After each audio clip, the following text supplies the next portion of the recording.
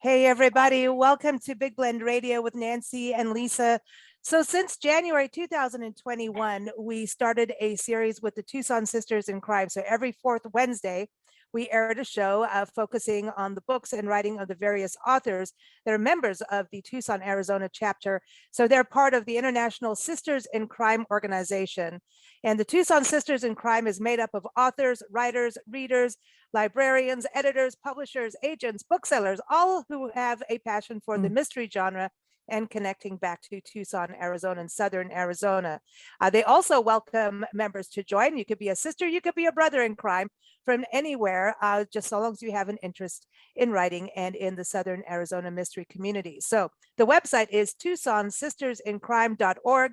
A good thing to do is to also sign up for their newsletter, whether or not you're a member, because they will be at the Festival of Books coming up in Tucson in 2022. And they have an anthology coming out. So a lot of good stuff coming out. But today, this is kind of our final party show. And we have a number of authors that have all been on our show this year. And we're going to talk about just get a little bit of an overview of their books, their writing. Everybody has a weapon, so something could happen. You never know on these shows. And we're going to find out what's up for them in 2022. So we want to start with Eva. And this whole series started with Eva. So thank you so much, Eva, for putting us all together and being like organizing and connecting and doing this whole thing and suggesting it. So how are you doing? I'm doing just fine. How are you? Oh, we're doing good, doing good. And so you're in Tucson, right, today? Because you never know with you. Well, lately I've been in Tucson way too much, unless I'm working, traveling for work. Yes, I'm in Tucson. We're getting ready to do work-wise, which is not writing, big push, but hopefully I'll be semi-retired in the beginning of the year and we'll get out some more. I have plans for 2002 or 22, whatever year that I'm like, is. we're going backwards. Let's get in the like, wow. Going backwards, sorry. And as far as Sisters in Crime, we're going to have Tucson is hosting Left Coast Crime in 2023. Okay. And for 2023, we are going to issue an anthology. So come January, I'll have guidelines for submissions into our anthology posted into our newsletter. And there'll be, all the details in order to submit for that. You do have to be a member of Sisters in Crime National, and you'll have to be a local member of one of the groups in Arizona. The other thing is that in March, hopefully it doesn't get canceled, we have Festival of Books. And we should have our booth, we hope. Yeah. Yeah. They canceled it 2 years ago at the last minute, and then it wasn't last year. That's why we did the Big Blend thing, because we needed to get our names out there. So in March, hopefully we'll be selling books in person, and you can meet us. That's great. That's great. And everyone, Eva's website is evaeldridge.com. And she writes for Big Blend. You'll see her articles on travel. And last place was Fort Union. We call it Fort Windy up in northwest, northern New Mexico. She went there, Fort Union National Monument. You can see that story up on nationalparktraveling.com. And she's been on our shows over the years, and she gets our mail too. She takes care of our mail as we travel. Nancy and I travel across the country. And so hopefully we'll get to see you in person this February. Who knows? We're making our way west. So it'll be exciting to come back to Tucson. So everyone, again, evaeldridge.com, TucsonSistersInCrime.org. Okay, so let's go to Melissa. I say it correctly this time. Hi, Melissa. Millie, how are you? I'm doing great. I'm zooming in here from Vermont. I grew up in Arizona, in the Southwest is still my first love, but I've been on the East Coast for about 20 years. But I miss the Southwest so much that I am setting the beginning novels of my alphabetical mystery series in the Southwest. So my background is the first novel. It just came out in October, Anthracis, and it's modeled on my own career as a public health veterinarian investigating diseases from animals or zoonoses. And so Anthracis or Anthrax is the first one, and I'm editing right now the second one, Borrelia, which is again in the Southwest. And then I've started writing the third one, which is Corona. So that's what I'm working on. And my Wow.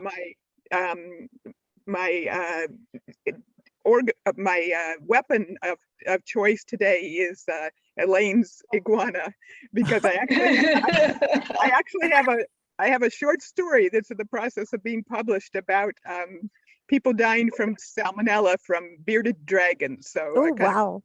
kind of Elaine, cousins don't of the kiss your iguana. iguana. So Oh, Love you it. never know what's gonna, Millie's so sweet, yet I'm gonna kill you off. This is great. With a And bearded Eva, dragon. I know, Eva, what's your murder weapon? Oh, we have poison lipstick. So Ooh. I'm not going to wear it because you know how hard it is to get me to wear lipstick. But I'm going to give it to one of my nemesis so that Oh. she'll use it. Ooh. Ooh. I Mm. never thought of lipstick. I used to love the whole thing as magic with the, it would be invisible ink and things like that. Poison in there too. There's several plots out there using lipstick, and some of them, the wearer is immune to the poison, but they'll kiss somebody and kill them, kill the Ew. person they kiss with it. Ew, the kiss of death. Yeah, Ooh. literally. So Wow. it's an interesting tool. Well, I think we need some law and order here. So we're going to go to Paula F. Winsky. And Paula, you're up in the northern part of Arizona, right? So, yes, and my weapon of choice is good old 22, which I generally have on my hip almost all the time. So, 22, that round will bounce around in the skull and do a lot of damage. So, but Okay. Who are you killing today? Don't put Pinball. we get in trouble. We're all going to get in trouble now. That is one of the things I joke about, is I sit around thinking of ways to kill people. But most of my murders are old fashioned, guns. So, but in 2021, I published my 22nd and 23rd mysteries. And I am currently working on a crossover between my Tony Wagner mystery series and my Randy McKay mystery series. My fans had been asking me to put both characters in a book. And so that'll be my 2022 release. When I get done with this first draft, I am going to work on my second in my science fiction mystery series set on the moon in the late 21st century. Oh, wow. Wow. So can you be, a sheriff on the moon? We're going to have law and order, right? Right. In my world that I've built on the moon, there are 5 settlements, and my main character is Jared Pierce, who is the chief of lunar enforcement. And the worst thing they ever deal with is a barroom brawl, and then an unattended death turns out to be murder. Wow. So give everyone your website. It's winskybooks.com. Okay. And then Millie, give everyone yours. Isn't it Dr. Maya? Yeah. My main character is a young veterinarian working for the CDC based in New Mexico. And so the website is after her because she'll be the protagonist in all 26 novels. And so it's DR for abbreviation for Dr. Maya, M-A-Y-A, and then McGuire, M-A-G-U-I-R-E. So no periods in there, just drmayamcguire.com. Speaking of DRs, we've got a DR here. She doesn't want to go by her full names here, but it's DR Ransdell, and she may even, play the violin or something for us, right? Mariachi Queen of Tucson. How are you? And here we are on the Virgen de Guadalupe Day, actually. So yeah. Oh, wow. Oh, wonderful, wonderful. And look at you, you've got a beam of light. Did that follow you everywhere you go? She's beaming up. Pretty much. It's just on my shoulder somehow. So what is your weapon of choice for today? So I think for today, I would train my cat to withstand poison, put some on his paw, make him so cute that everybody wants to pet him, and then ta-da! Ooh, Wow. we've had a cat like that. Yeah. He rolls Right out. now I have some students I'd like to kill. So because they've been very absent, and then all of a sudden they think they are entitled to a good grade. So I think I should make the cat cute enough that they all pet the cat, die immediately, and then they don't have to get a grade at the end of the semester. I think it would be perfect. Ooh, This is nice. wow. Tell talk everybody about a little fail. bit about your books when you're not killing off students. Yeah. Nice. So I do play in a mariachi. It's a lot of fun, and one of the fun things about mariachi is that we don't use printed music. So all of the time you're just, watching each other or the crowd, and so it's easy to notice bad things. I started off playing at a restaurant in a mariachi for years, and we did see a lot of stuff. It was at a time in Tucson where there was a lot of drugs going through the community, and the drug dealers had a lot of money, so they'd come in and spend it, and we kind of knew who some of them were and stuff like that. So, but I don't have Andy get involved in drugs. I have him notice, more things about jealous husbands and stuff like that. So that's how the series started out. The book that was out, the latest, but was Substitute Soloist, where poor Andy, I make him go play in an orchestra and he hates it, but he needs the job. So right now it's almost out. Oh my gosh, I gave it to the publisher in July. I have a new book that's coming. It's called Brotherly Love. And in this one, I really torture my character because I make him have to teach high school students. And they're awful. Oh, wow. They're awful. They don't know how to play their instruments. They spend all their time on their cell phones. They have no care about what key they're playing in. And he has such good hearing that he's really struggling. So that's his latest torture. Wow. Ah, Man. well, maybe he'll kill all their phones. That would be fun. That's it. Yeah, right. Yeah. Many people to choose from. You know how many people would really have a heart attack if Facebook and cell phones went away?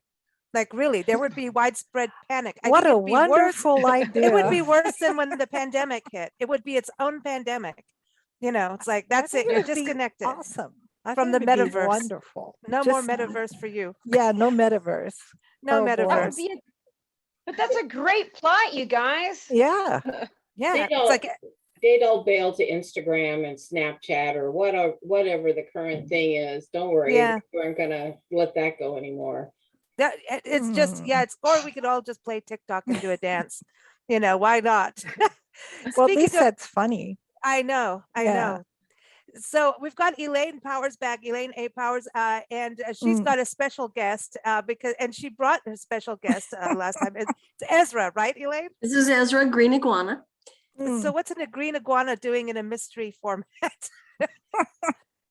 Well, actually, the first series that I drafted a book about involved a rescuer of green iguanas. And she was called in to help with a case that was actually a true story, where a man was found dead in his apartment in Delaware, and he had been eaten by his pet monitor lizards. And the question was, did the lizards kill him and then eat him? Or did he die for some other reason, natural causes, murder, and with no other food source, his lizards ate him? Ew. So they were never able to determine the cause of death. Wow. So the mystery is still out there. And my protagonist is called in by the sheriff to help in the investigation. Wow. So what happens if those lizards met with DR's cats? Uh-oh. That could get weird. There would be fighting. Yes. I have a feeling it would probably end in a draw, that they both go to their neutral corners and stay there and refuse to come back out, because there'd be whipping and biting, and it wouldn't be pretty. And poison, you never know. Poison can spurt out of something somewhere. Okay. Well, Not I out don't of my know. lizards. Oh, come on. Well, some frogs do. Yeah, frogs. Some people like to lick the frog and hallucinate, and others may die from it. So Yes. there's frogs do it. So and DR, I forgot your website. Tell everyone your website. dr hyphen another dr hyphen Ransdell, Ransdell.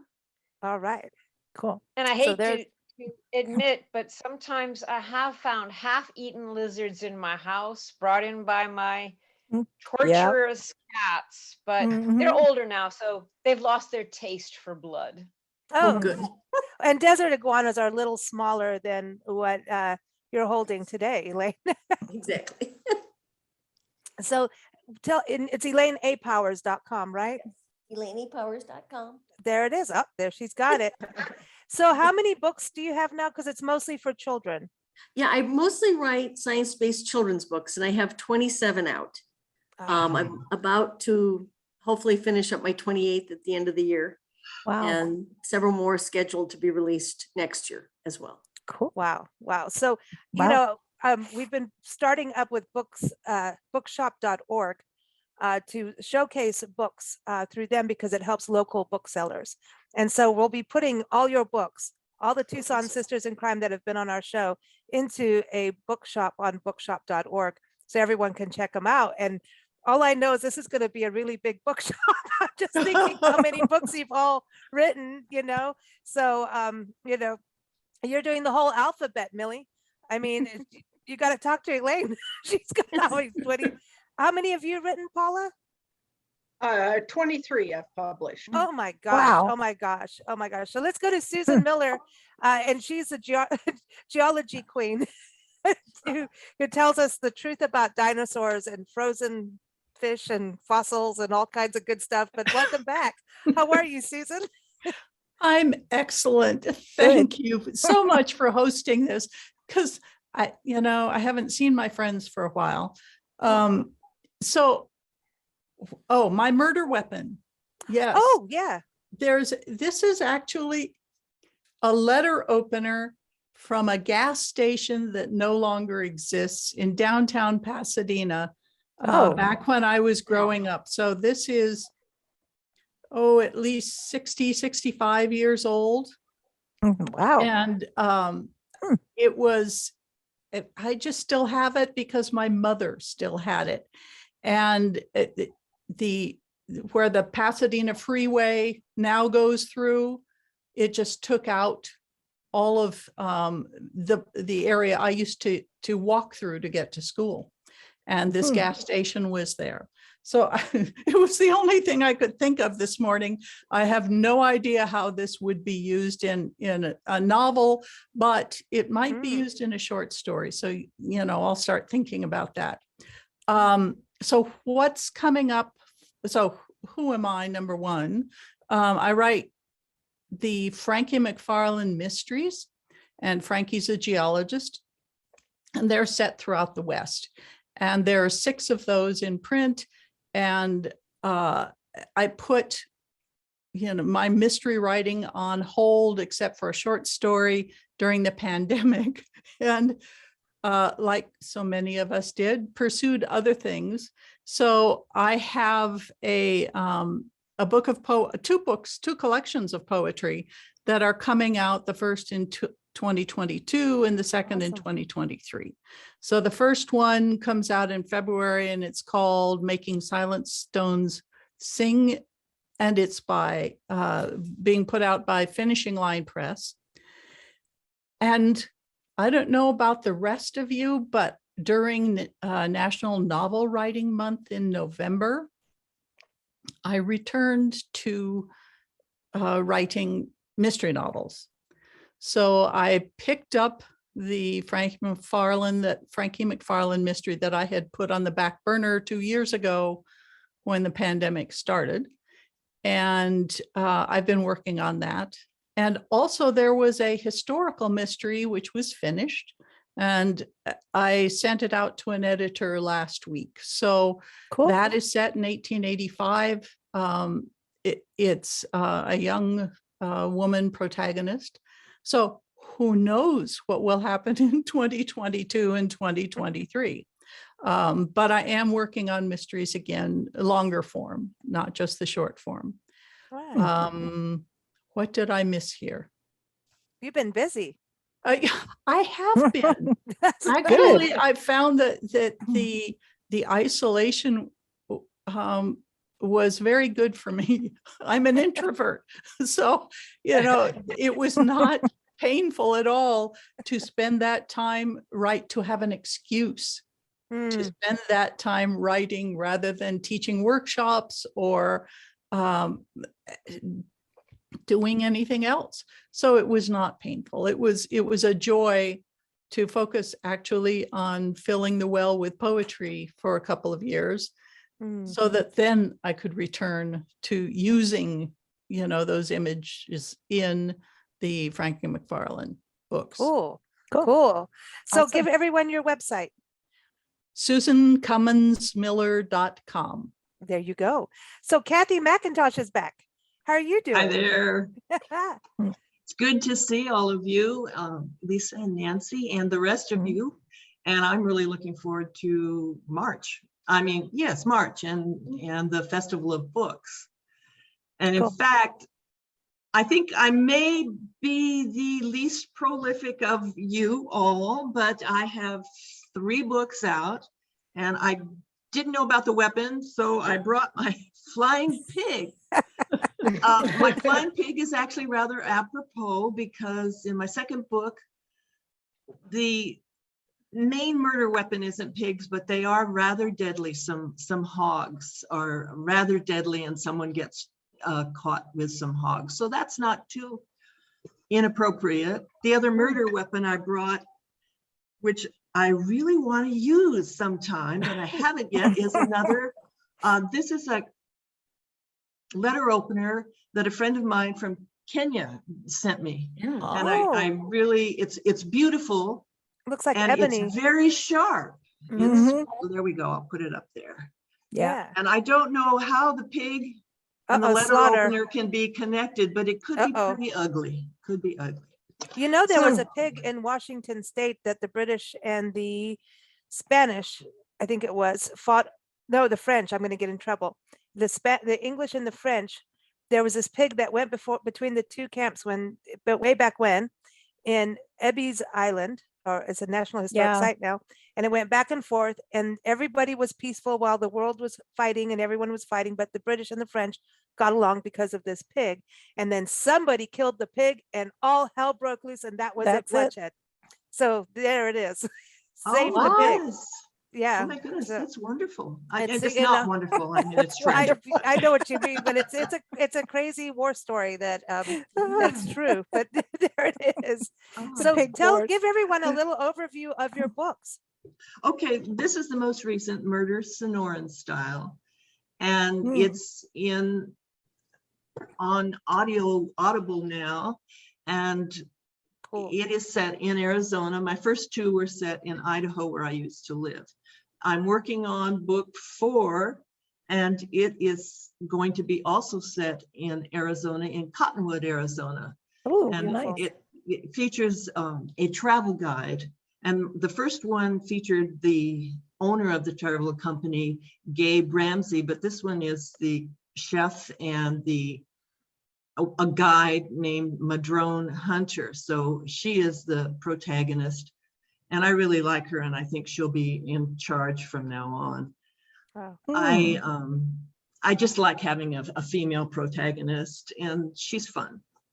And I've brought in one of the favorite characters from my first 2 novels, Roadkill, to be her sidekick. And Roadkill is quite the character who now wants to grow up and be called RK. So we'll see. I'm editing that book right now. I'm getting feedback from my beta readers, and good old Tucson Festival of Books is a wonderful deadline for someone like me who loves to do other things. I like to go hiking. I don't know. I just do lots of other things, so I don't write as much as I'd like. I'm outside a lot, and I'm editing other people's books, which is also a fascinating thing. I learn a lot. Just Lisa, when you're talking to other people, you learn a lot. When I edit other people's books, I learn a lot. So it's really enjoyable. Cool. But my novels are mysteries. They're, excuse me, what do you call that? Anyway, solo character. Now, what's that called? you guys? Amateur sleuth. Thank you, thank you, thank you. Some You're days that's welcome. me. They're She's the amateur teacher too. sleuth. We got two Yeah. teachers. Oh, we're in trouble. Yeah, they're amateur sleuth novels with a touch of humor and a touch of the environment, Mm. because that's what I love. Yeah, you do have Okay. humor. Like Mm. Roadkill. I remember that, That's you fun. know, from our first chat with you. I was like, that was a Yes. cool character name, you know? Mm. So I'll give everyone your website too. I don't want to forget everyone's websites. It's really tough. It's kathymcintosh.com. Okay, and that's Kathy with a K. Kathy with a K, Yay, Macintosh without an A. There you go. Mm. Elaine, are you using your iguana as a crime weapon? I need to make sure, since, you know, Millie stole yours. Could be, yeah, you never know.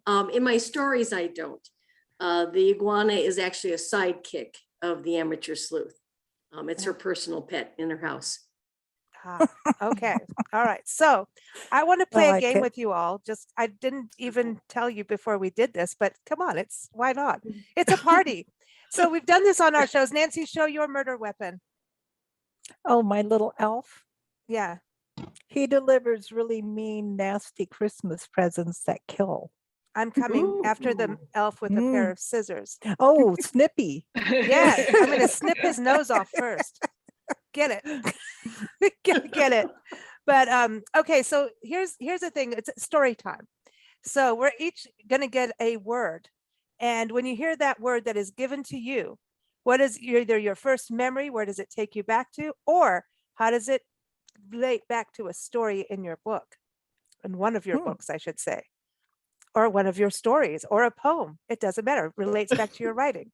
So, Eva, I think you should give Nancy a word. I should give Nancy a word. Yeah. Oh, I yeah, think- the word I'm thinking of, I don't want to put on the air. Oh, come on. Oh, come No, on. no, not that one. Let me see, Nancy. What would be good? An empty bottle. Well, I got easy. plenty of those. That's not a problem. They're mostly rum bottles. No, I'm thinking more of a vial type, small, empty Oh, okay. bottle. So We're mystery poison. writers here, you know? Yeah, Yeah. well, okay. So you have an empty vial and you get caught because maybe you're going on a plane and they search you before you go in and you have an empty vial and somebody gets suspicious and wants to test what was once in the vial. Then the pilot dies. Ooh, get Ooh. deeper. Yeah. Well, was that a sense memory, Nancy? Yeah. Well, I haven't really written a mystery novel, so I had to make something up. Okay, so Nancy, you've been given a word. Please give Paula a word. I think the word, Paula, is orchestra. Orchestra. Well, most of my mysteries are set in rural areas, so that is a hard one for me. So the violin player dies. No apparent, DR, no apparent cause of death. Who in the orchestra had a grudge against him? Let's figure out motives. That's it.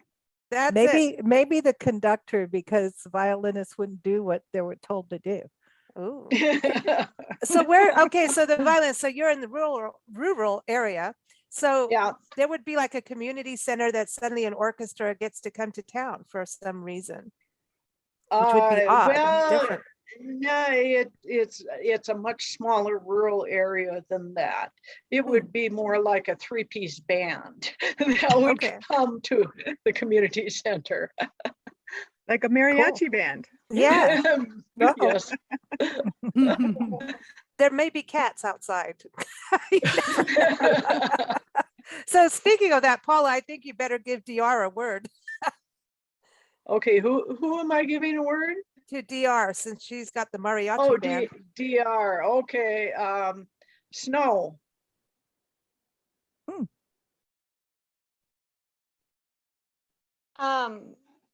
Oh my, that would be a really good thing to use in a new novel, because you're thinking about new ways to torture your characters. And Andy's from Tucson. He's from California, but he lives in Tucson. So it would be really good to have to send him to Flagstaff for a snowy weekend. And he would get shut in with his worst violin student ever, and they wouldn't be able to leave, and they would only have themselves and 2 violins, and then a violin string would break, so the student would only have a 3-string violin, which would be even worse than playing a normal one. Wow.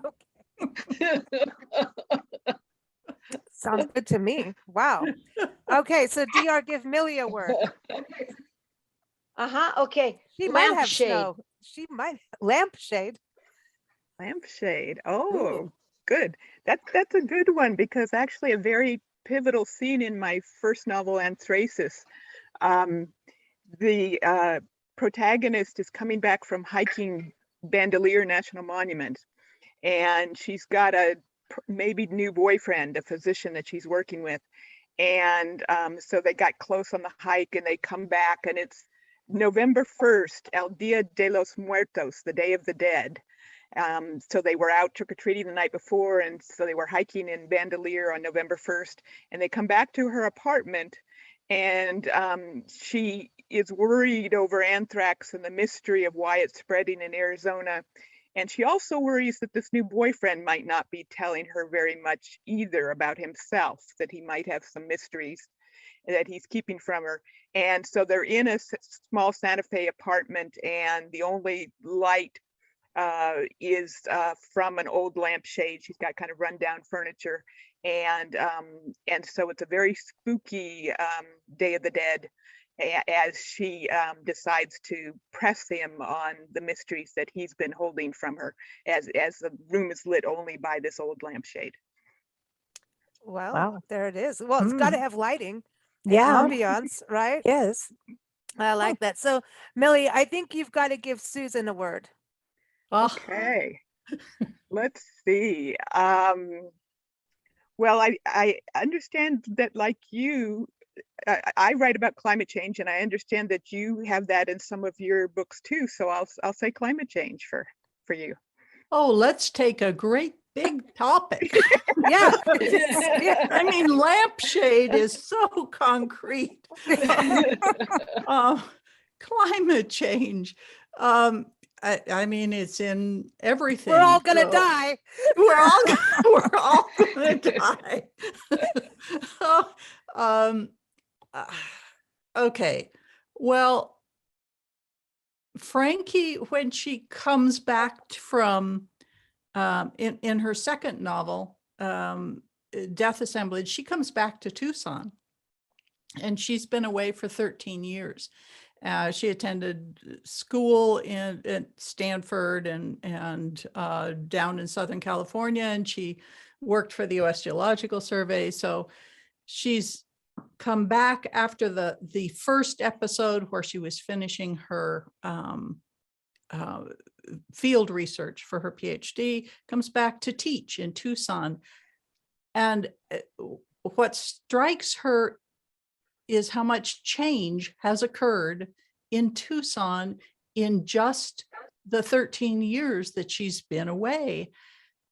Well, I look at Tucson, and in the last 13 years, there has been such change just in my neighborhood. Things that, well, let's take the last 30 years. I used to see Gila monsters, and I used to see tortoises. I used to see killdeer nesting in gravel patches. Oh, wow. I really don't see much of anything that was unusual then. What I see now, being driven down from the high country because of fires, are 7 deer wandering just beyond our wall, and a ton of peccaries, javelina, So we still, and we have bobcats, and our Ooh. neighbor had a mountain lion in her backyard. So that's changed since in the last 13 years and in the last 30 years. Wow. So I think that's due to climate change. So, you know, I will never thank you for giving me that phrase. But I think that was a good one. we made lemonade. There we go. There we go. And into margaritas. Thank you very much. Even though it's Yes. lemons to limes, you know, Yes. so I like that. But okay. So, Susan, I think you could give Elaine a word. Oh, Since you were talking about animals, I just kind of thought, So I won't give her, anything having to do with animals. So wait, I can be really cruel too and say Beowulf. Ooh. whoa. Beowulf, okay. Beowulf, take it anywhere you want. Yes, because I read that in German as a child. Yes. It could be, my reptiles are often compared to dragons. And matter of fact, one of my books is The Dragon of Nani Cave, where a couple of curly-tailed lizards go to find the dragon. Only, it's not a dragon, it's an iguana. So right. Beowulf mythology could be brought into a story of some of the characters making up, you're making my innocent iguanas into mythological creatures with, able to spit out fire or have venom in their bites type stuff. Or they could be the name of a pet iguana. Yes. So I like that. I love that. Come on, baby. Uh-oh. come on, Beowulf. And You did good, Elaine. And the person not knowing what kind of animal is going to respond to that name. Yes. Mm. Excellent. Very good. Well done. So Elaine, please give Kathy a word. And it can't be roadkill. Don't want animals to be alive. Let's see, a word. Well, the one that keeps coming to my mind is eloquence. Ooh. Ooh. I know that I made you think of that word eloquence since I could not think of the word amateur sleuth. There's a contrast here that exists in all of our books. We have the contrast between eloquence and anarchy, or eloquence and inanity. I don't know. Let me think about that. I believe that I've been blessed with the ability to enjoy others' eloquence about so many things. And I'm really looking forward to reading Susan's chapbook. I hope you'll decide to have it available at the Festival of Books, or let us know through the newsletter when it's available, because poetry is such an inspiration to me, but I do not write it. The most eloquent things I've written in poetry are birthday cards for friends at work, and they were, and trust me, not eloquent.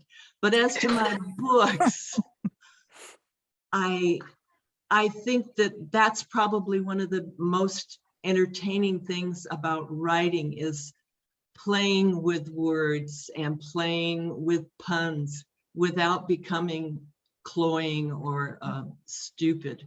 When you get too carried away with your own eloquence, a book becomes really bad. And as an editor, it's something that I have to learn to be tactful about, when people think that their words are so precious and so beautiful, and yet really they're just kind of dumb, because simple language She's very eloquent. is That was eloquent. so much better. And I never say it's kind of dumb, honest. I work very hard not to hurt anyone's feelings, but I think that language is beautiful as long as we keep it simple and clear and funny.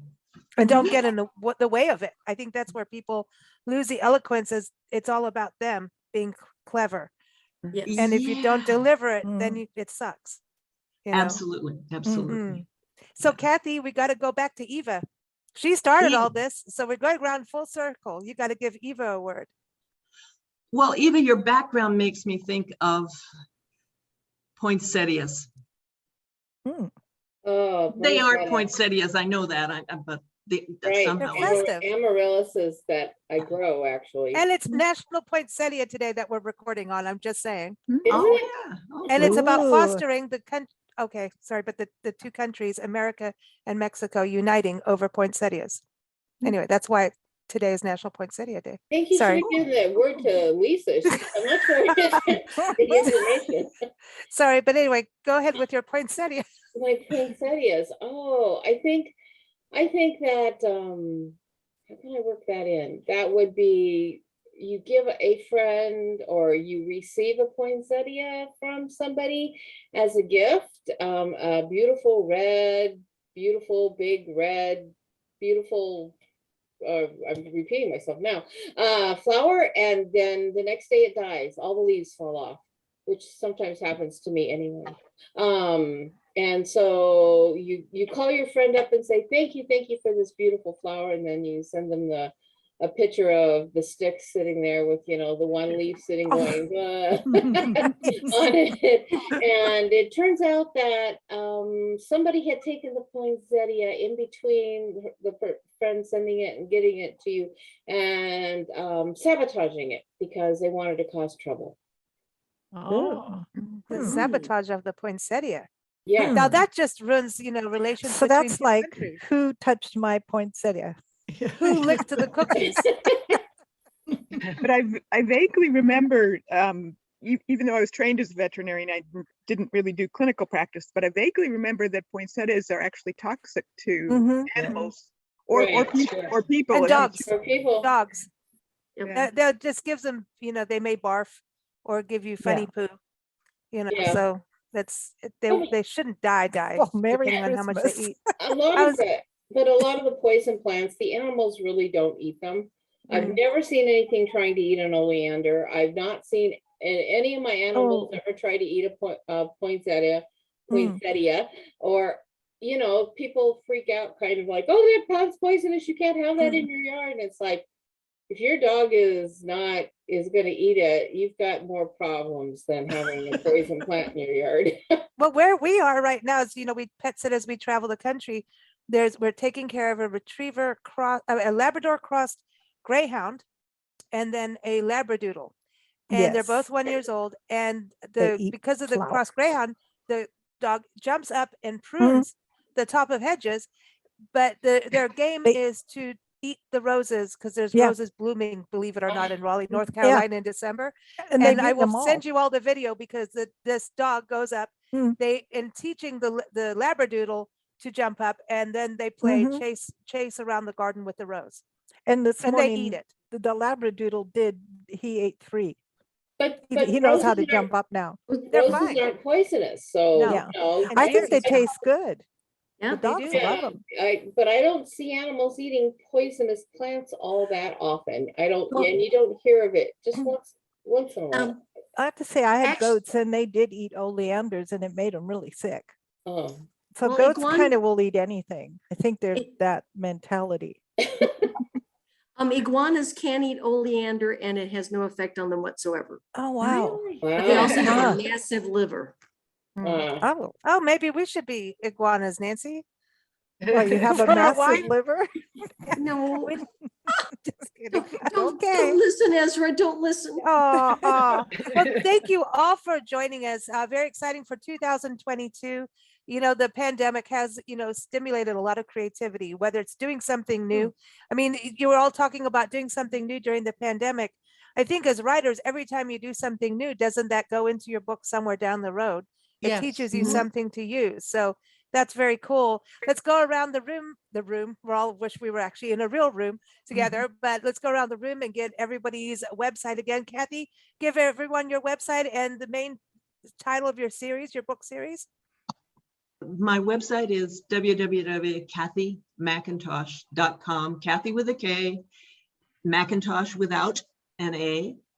My series is adventure calls about a travel guide company, an Excellent. exotic travel guide company. And there's roadkill in it, just saying. Yes, there's roadkill in it. And then DR, tell everybody your website and your book series name. It's DR Ransdell.com, the Andy Veracruz Mysteries, but I'm going to plug, have a new book just out. It's not a murder mystery. It's a travel book about two girls on a road trip. Cool. Oh, much like our hosts. Yeah. Cool. But my protagonist, she thinks she gets an internship. She thinks she gets to go to like Paris or something, and they make her drive from Arizona to Illinois. So she's not happy. Caroline Chase. It's pretty. That sounds like a good It's a road pretty trip to drive. me. I'm down. So Susan, give everyone your books and the Mcfarland, but tell everybody about your website so they can, it's Susan Cummins Miller's. You see, this is why you have to do it and not me. I don't have my notes in front of me. We're Zooming. Okay, well, first, can I just say, I went to UC Riverside and we had a carillon in the middle of campus, and it's still there. It is still the beacon. And I still remember climbing the stairs all the way to the top. It was a delight. So thank you for writing that book, DR.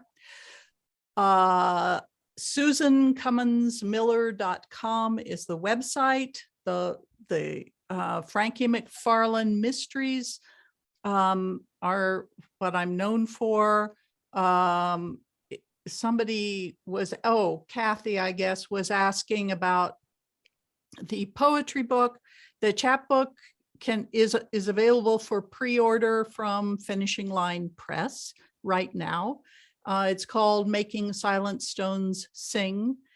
And the other mystery series that I'm starting, we'll see if it flies, is historical mystery, and it's the Karadec Rees, R-E-E-S mystery. Right on. And EvaEldridge.com. Eva, tell everybody what they can expect going to your website and coming up. Travel writing. Most of my travel writing is done for Big Blend, and I have big hopes to start writing again in 2022 with my first trip to Truth or Consequences, New Mexico. Cool. Coming up in January. So I hope to have an article after that. We get to go visit the spaceport. Oh, And I hope, we're hoping, we're both retiring-ish. We're hoping that we get to do some more traveling together. awesome. Awesome. Truth or Consequences. That That we haven't sounds done like a that good yet, so I'm place. excited. Yeah, it's a strange little place, but there's hot springs there and the spaceport and, Elephant Butte, which is a huge reservoir for for the desert. So I think there's some funky stuff in that town. So I'm Cool. looking forward to it.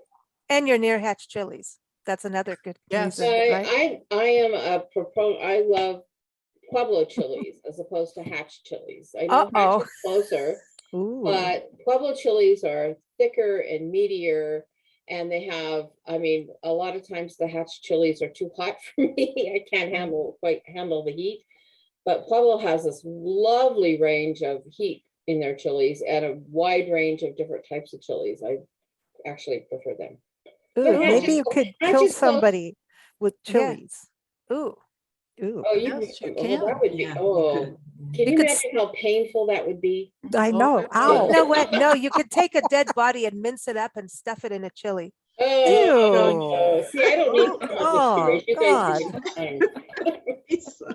You're not cooking dinner Oh, tonight. come no on. way. It's a great, listen, it's way. just like, it could be like the back of a restaurant. Who's really, okay, No.